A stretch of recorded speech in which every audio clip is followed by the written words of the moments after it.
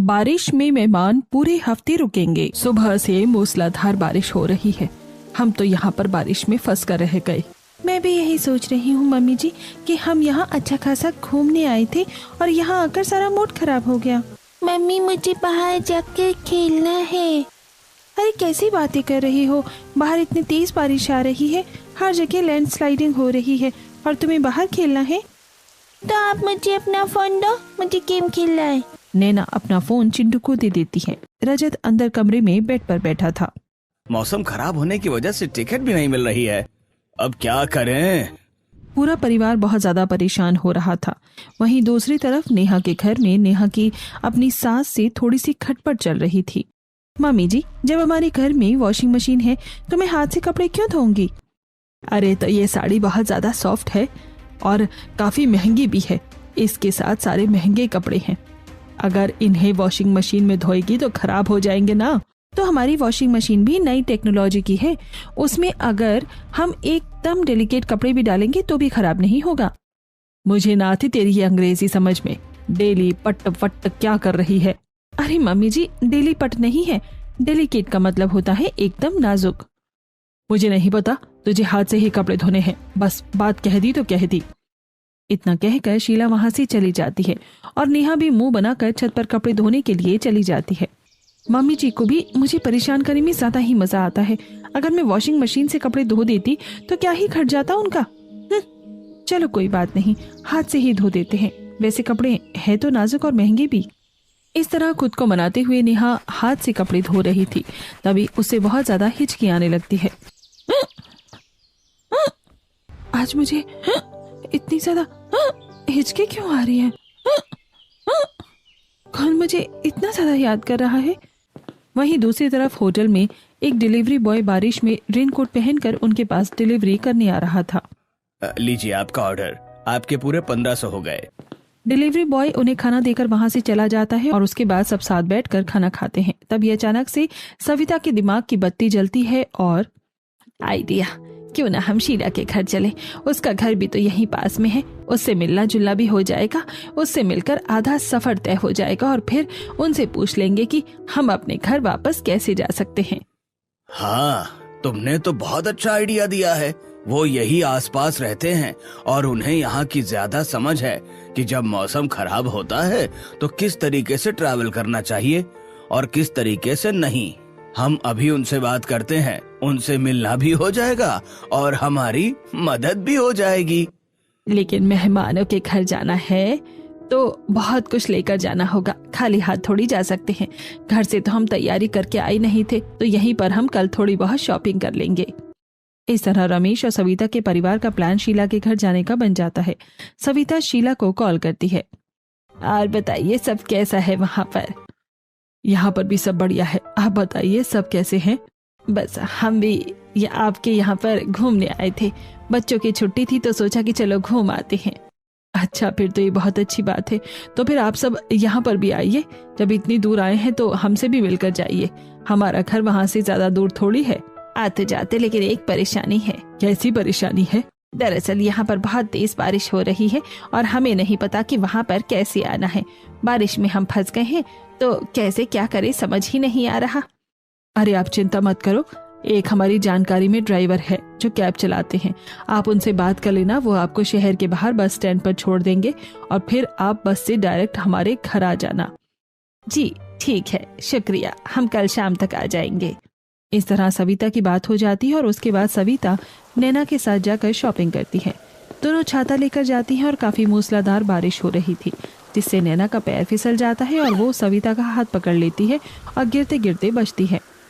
अरे बेटा ध्यान से, बारिश में तो सारा फर्श फिसलन भरा हो जाता है। सही कहा मम्मी जी आपने, वरना मैं अभी उड़कर चली जाती। एक तो इतनी तेज बारिश है और हवा भी बहुत तेज चल रही है, छाता भी संभालना बहुत मुश्किल हो रहा है।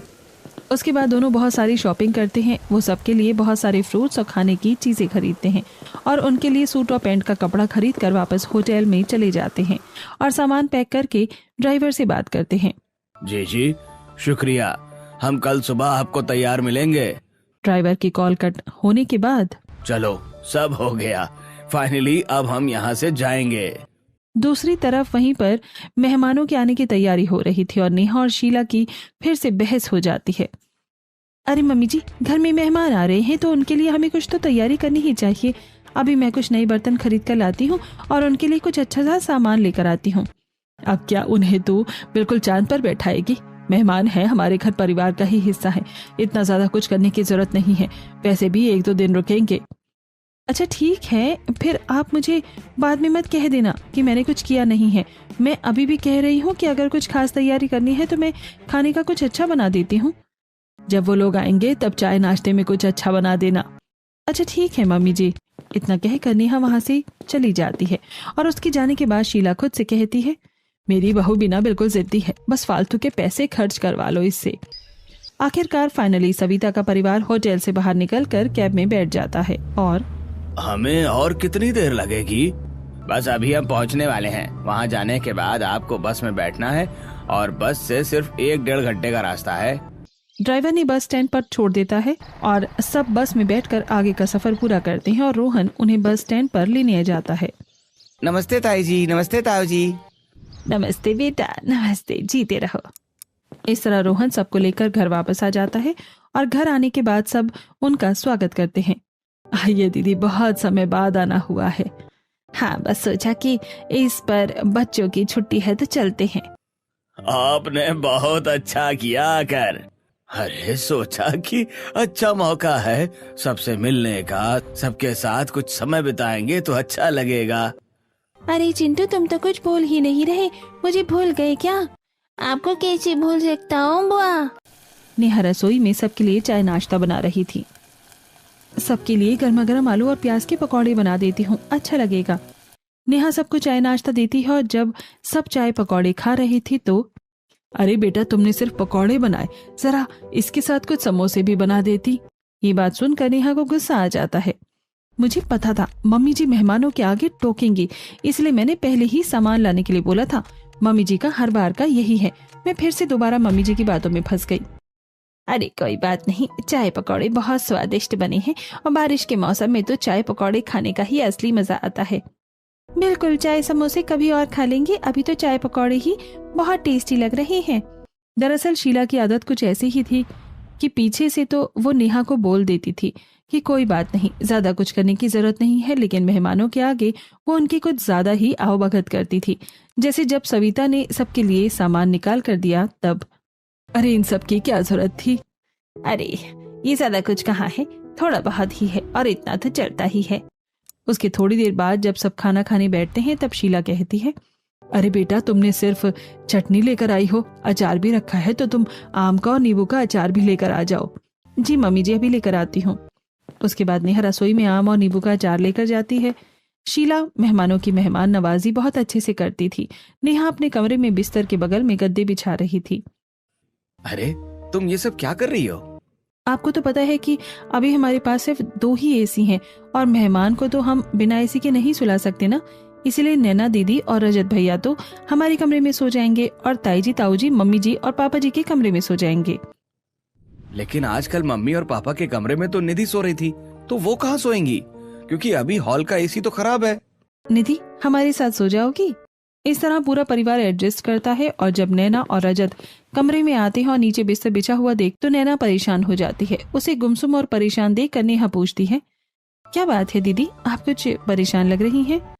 बस मैं यही सोच रही थी कि मैं नीचे तुम्हारे भैया के साथ कैसे सो पाऊंगी, मेरी तो कमर में दर्द हो जाता है। अरे कोई बात नहीं, मैं और भैया नीचे सो जाएंगे और आप, नेहा और निधि तीनों ऊपर बिस्तर पे सो जाना। हाँ बिल्कुल, ऐसा ही होगा। फिर तो ठीक है। रात को सब सो जाते हैं। नैना बीच में फैलकर सो रही थी, कभी उसका हाथ नेहा पर जाता तो कभी पैर निधि पर। जैसे ही उसका पैर निधि पर पड़ता है निधि घबरा कर उठ जाती है। अरे इतना भारी हाथी कहाँ से आ गया मेरे ऊपर, बचाओ।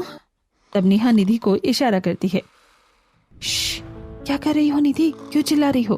कोई हाथी नहीं है, नैना दीदी के हाथ और पैर हैं। तो भाभी इस तरह तो मुझे बिल्कुल भी नींद नहीं आएगी, पूरा स्पेस ही गायब हो गया है। कोई बात नहीं, 1-2 दिन की बात है, एडजस्ट कर लो। अभी तो सबको लग रहा था कि सिर्फ 1 या 2 दिन की ही बात है, लेकिन उन्हें क्या पता था कि वो पूरे हफ्ते की बात होने वाली है।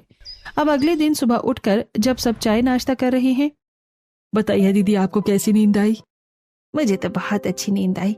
वैसे हम तो आज शाम को जाने की तैयारी कर रहे हैं। अरे नहीं, इतनी जल्दी जाने की तैयारी क्यों कर रहे हो?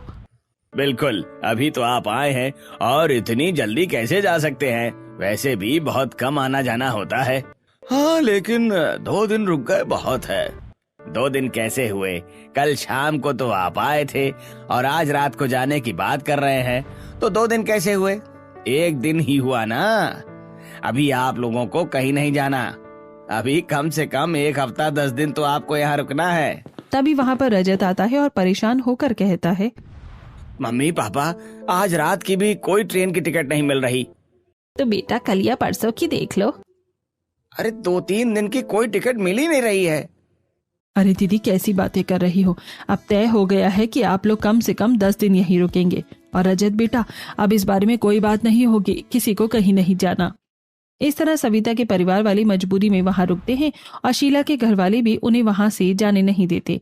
आज शाम को नेहा नैना और चिंटू को अपने साथ बाजार लेकर जाती है। सबसे पहले नेहा सब्जी खरीद लेती है।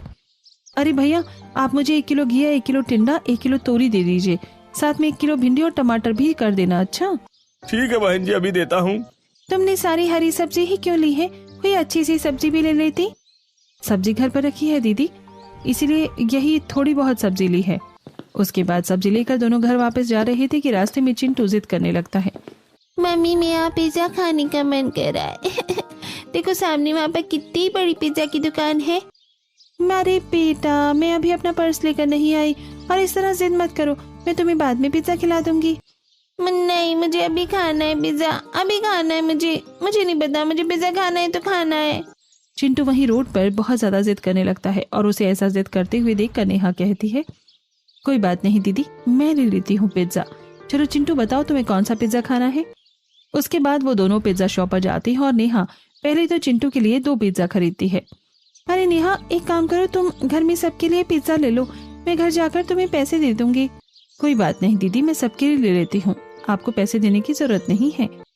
इस तरह नेहा सबके लिए पिज्जा खरीद लेती है, लेकिन वो इस बात से अनजान थी कि ये तो बस शुरुआत थी, अभी आगे आगे बहुत कुछ होना बाकी था।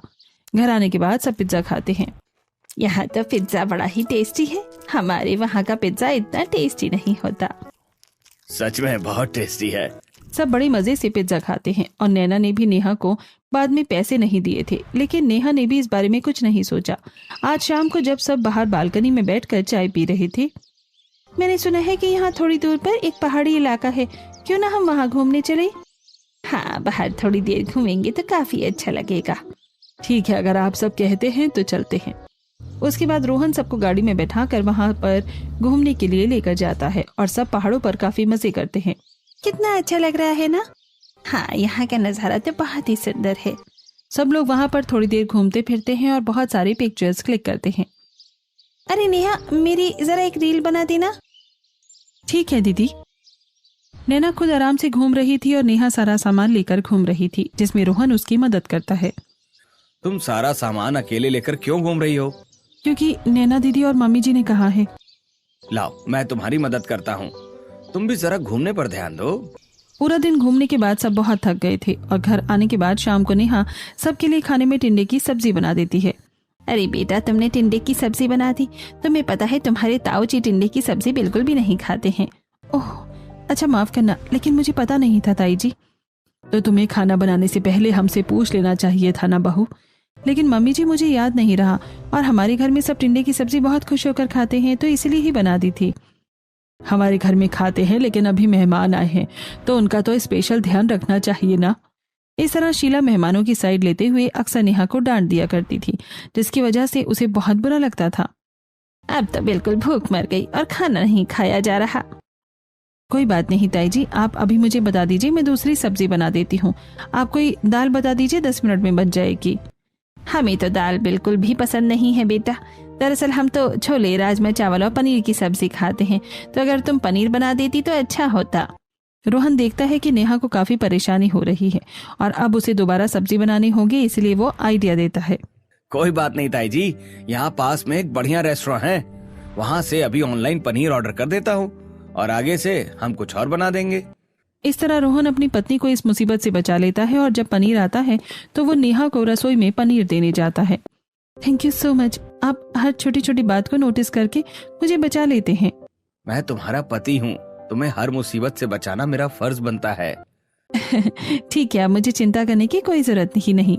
बिल्कुल नहीं, तुम्हारा सुपर हीरो साथ है तो डरने की क्या बात है। नेहा सबको पनीर परोसती है और सब खाना खाते हैं, लेकिन ये तो बस शुरुआत थी।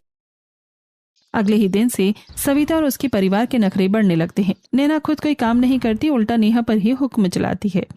अच्छा नेहा, आज तुम चिंटू के सारे कपड़े धो देना, मैं उसके ज्यादा कपड़े लाना भूल गई थी, और ये भी हर थोड़ी देर में कपड़े गंदे कर देता है। अच्छा ठीक है दीदी। इस तरह नैना अक्सर नेहा को ऑर्डर देकर वहां से चली जाती है। उसके बाद नेहा छत पर बैठकर जब कपड़े धो रही थी, इन लोगों ने तो मेरी नाक में दम करके रख दिया है। एक तो इतने सारे मेहमान आने की वजह से बहुत ज्यादा काम बढ़ गया है और ऊपर से कोई काम में मदद तक नहीं करवाता। नेहा कपड़े धोती है और उसके बाद उन्हें सुखाकर नीचे आ जाती है। थोड़ी देर बाद सविता नेहा को कहती है, बेटा जरा हमारे लिए थोड़ी सी चाय बना देना और उसके साथ तुम हमारे लिए समोसे और कोई चाट वगैरह बना देना। ठीक है ताई जी। अब नेहा काम करके फ्री ही हुई थी कि अब उसे फिर से चाय नाश्ते का ऑर्डर मिल गया था। नेहा गर्मी में जाकर चाय नाश्ता बनाती है और समोसे और चाट बनाने में उसे बहुत ज्यादा समय लग जाता है। बाप रे, कितनी ज्यादा गर्मी लग रही है, और इतनी गर्मी में तो कोई भी काम करना बहुत ज्यादा मुश्किल है। सुबह से काम कर रही हूँ, थोड़ा सा भी आराम नहीं मिला आज तो मुझे। चाय नाश्ता बनाकर नेहा सबको खाना परोसती है कि तभी बहुत तेज बारिश होने लगती है, इसलिए वो जल्दी से दौड़कर छत पर कपड़े उतारने के लिए जाती है। अरे यार, इस बारिश को भी अभी ही होना था क्या? अभी तो कपड़े धोकर सुखाए थे और अब इन्हें नीचे कहाँ सुखाऊंगी मैं। इस तरह नेहा पूरा दिन काम करके बहुत ज्यादा परेशान हो जाती है और जब वो नीचे आकर एक कमरे में कुर्सी पर कपड़े फैला देती है। चलो जी, हो गया काम, फाइनली अब थोड़ी देर आराम करने बैठूंगी। लेकिन लगता है कि नेहा की किस्मत में अभी आराम नहीं था। जैसे ही वो बाहर आती है, हॉल की हालत देखकर उसके होश उड़ जाते हैं। चिंटू बारिश में भीग कर गंदे सैंडल समेत पूरे घर में घुस चुका था, जिससे पूरा घर गंदा हो गया था। सुबह इतने अच्छे से घर साफ किया था और अब पूरा घर गंदा कर दिया। इस चिंटू के बच्चे को बिल्कुल भी अकल नहीं है क्या? उसके बाद नेहा चिंटू के पास जाती है और, देखो चिंटू, तुम नहाकर कपड़े बदल लो और इन सैंडल को भी बाहर निकाल दो। ये बाहर के सैंडल है और घर में इस तरीके से इन्हें पहनकर नहीं घूमना चाहिए। देखो पूरा घर गंदा हो गया। ठीक है चाची। उसके बाद चिंटू वहां से चला जाता है और नेहा पूरे घर को दोबारा से साफ सफाई करती है। इसके बाद तो नेहा बहुत बुरी तरीके से थक गई थी। उसने पूरे घर में पोंछा दोबारा लगाया था। हे भगवान, मैं तो सच में बहुत ज्यादा थक गई हूँ। दूसरी तरफ नैना घर का कोई काम नहीं कर रही थी और वो बाहर बारिश में नहाकर एंजॉय कर रही थी। बरसो रे मीठा मीठा बरसो रे मीठा मीठा बरसो रे मीठा बरसो, बारिश का मौसम है। उसके बाद नैना रजत को भी वहां बुलाती है और उसे कहती है, सुनो जी, ये बगीचा कितना सुंदर है और बारिश में और भी सुंदर लग रहा है। आप मेरी एक अच्छी रील बना दो ना। उसके बाद नैना डांस वीडियो बनाती है। वहीं दूसरी तरफ नेहा थोड़ी देर के लिए अपने कमरे में आराम करने गई थी कि चिंटू वहां पर जाकर टीवी चला देता है। अचानक से नेहा की आंख खुल जाती है। अरे चिंटू बेटा, तुमने टीवी क्यों चला लिया है? मैं यहाँ पर सो रही थी, तुम बाहर हॉल का टीवी चला लेते। लेकिन चाची, बाहर हॉल में एसी नहीं चल रहा है ना, इसलिए मैंने यहाँ कमरे का टीवी चलाया है। आप कहीं और सो जाइए। नेहा को गुस्सा आ जाता है, लेकिन वो कुछ नहीं कहती और वहां से उठकर चली जाती है। कमाल है, मुझे ही मेरे कमरे से बाहर निकाल दिया, वो भी एक 6 साल के बच्चे ने। गजब बेइज्जती है यार। 2 दिन के मेहमान रुके हैं, मैं तो 2 दिन में ही बहुत परेशान हो गई हूँ। बारिश में मेहमान का रुकना तो सच में बड़ा थकाने वाला होता है। नेहा गुस्से में जा ही रही थी और सामने से शीला आकर ये बात सुन लेती है। अच्छा है, ये बात मैंने सुनी, किसी और ने नहीं सुनी। इतनी जल्दी तुम हमारे मेहमानों से परेशान हो गई हो।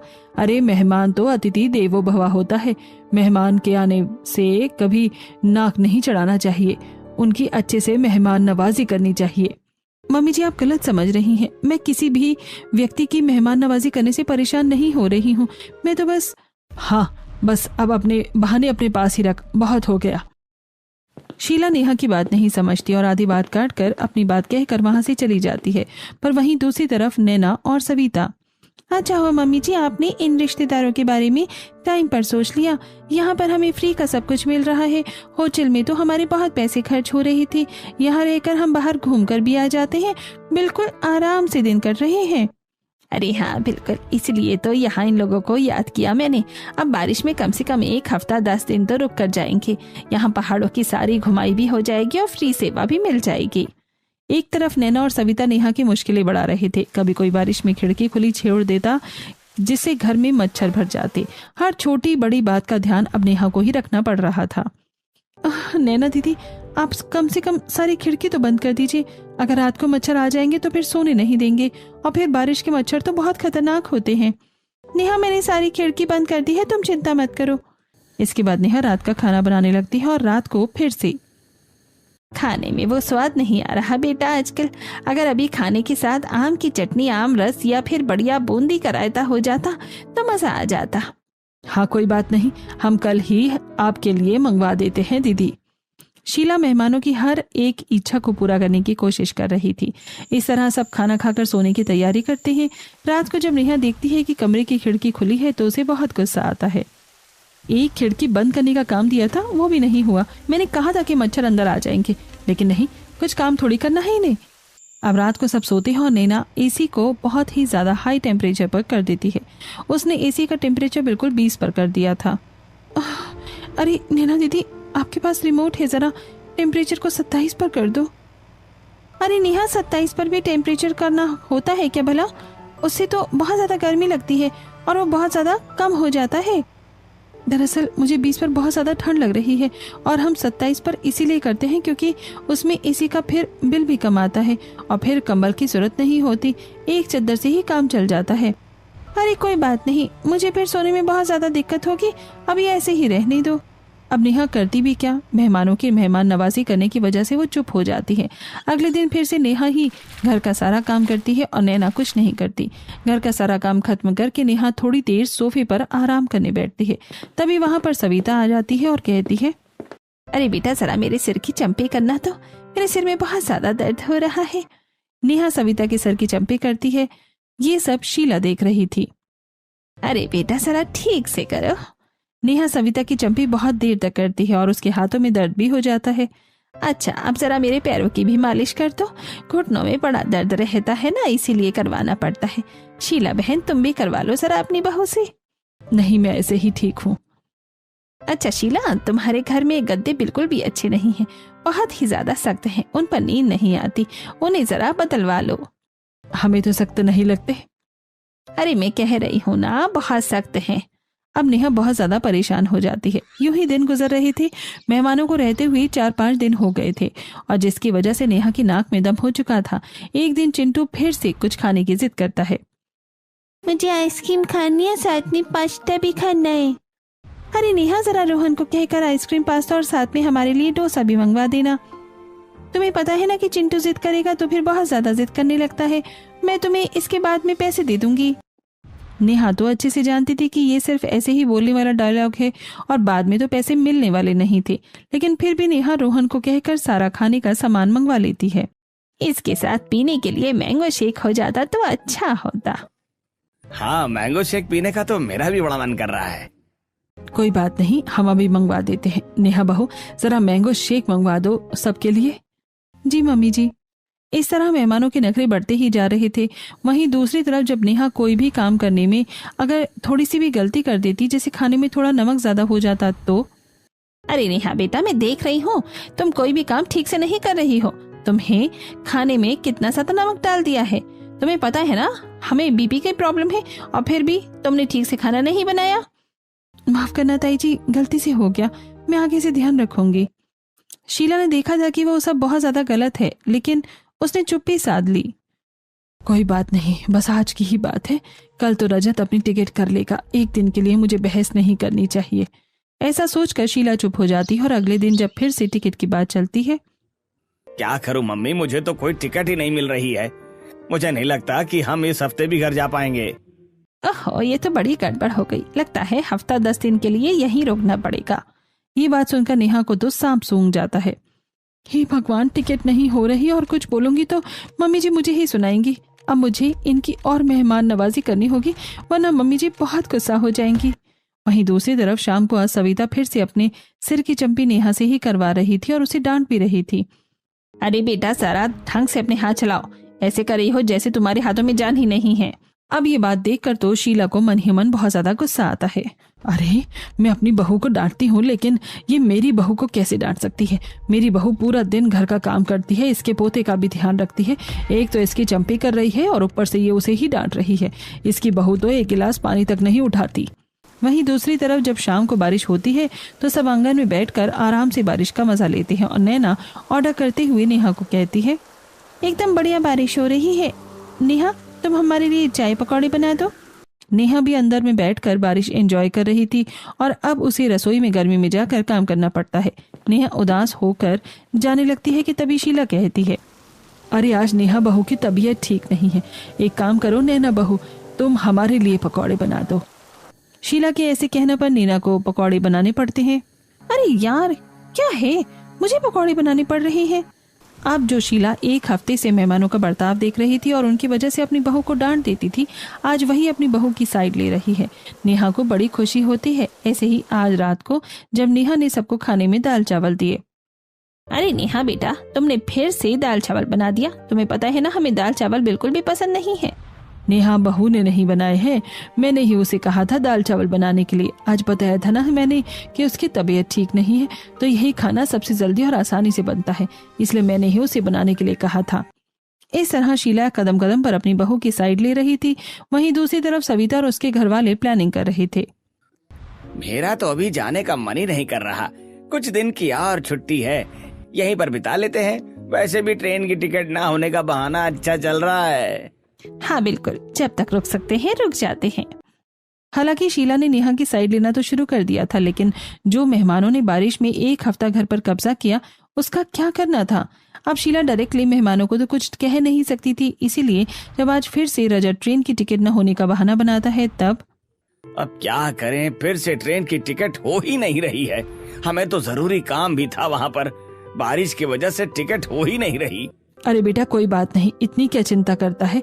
रोहन का एक दोस्त है, वो अभी तुम्हारा टिकट कर देगा। हाँ भैया, अभी आपका टिकट करवा देता हूँ। रोहन किसी को कॉल करता है और अगले ही दिन की सुबह की सबकी टिकट करवा देता है और रजत को व्हाट्सएप करके भेज देता है। हो गई ना भैया कितनी आसानी से। मेरा दोस्त साइबर कैफे का काम करता है तो आसानी से सब हो जाता है। अब आपका जरूरी काम जो था वो भी खराब नहीं होगा, क्योंकि अब टाइम पर आपको ट्रेन की टिकट मिल गई ना। हाँ, ये तो बहुत अच्छा था। जब सब ट्रेन में बैठते हैं, ऐसा बोलने की क्या जरूरत थी कि जरूरी काम है। जरूरी काम नहीं बोलते तो कुछ दिन और रुक सकते थे वहाँ। मैं काफी टाइम से बहाने बना रहा था, लगना चाहिए था ना कि असली है। बहाना असली नहीं लगा, लेकिन हमारा जाना असली हो गया।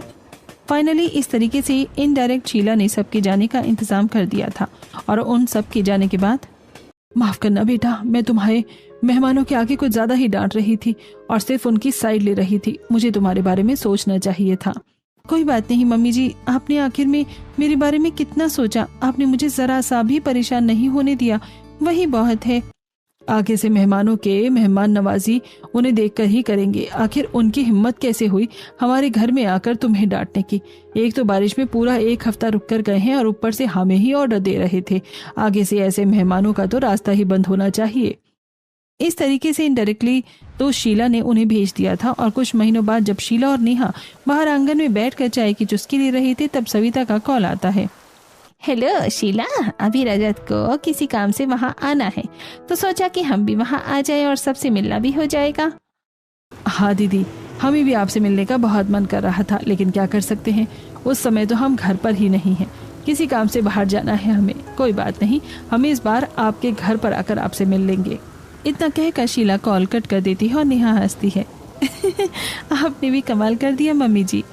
चाय का कप नेहा के कप के पास लाकर शीला कहती है, तो अच्छा है ना, करो चीयर्स। दोनों सास बहू चाय को चीयर्स करके पीती हैं और बारिश का इस बार शांति और सुकून से मजा लेती हैं।